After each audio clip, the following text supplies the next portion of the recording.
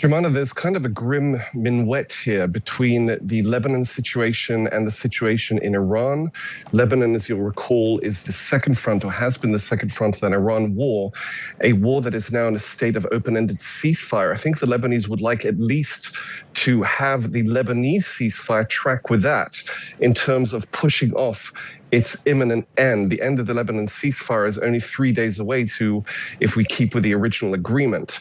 Then again, there's always the chance that there could be a surprise resumption of the war in Iran. The Lebanese will want to tilt quickly and separate Lebanon from there to preserve some semblance of calm in their country, perhaps appealing to Israeli interests in terms of Israel wanting to have one front if there is a resumption of the attacks on Iran. Now, the Lebanese have understandable concerns. There is the continued Israeli presence in the south.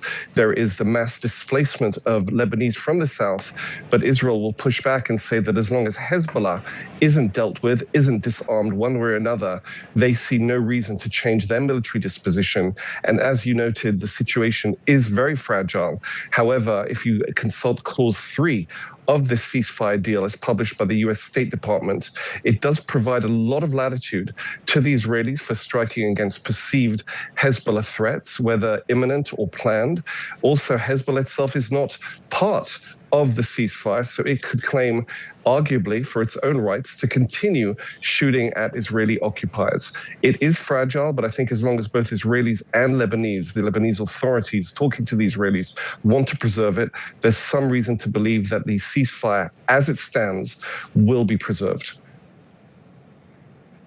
Okay, so is the best hope then out of today's discussions, which, by the way, I also know that Mike Huckabee is set to be attending as well, that's the U.S. ambassador to Israel.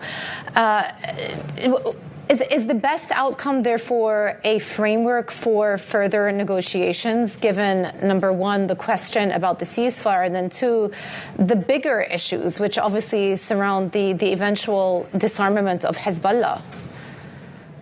I think so. These are staggered processes, especially when it comes to countries that until very recently didn't talk to each other.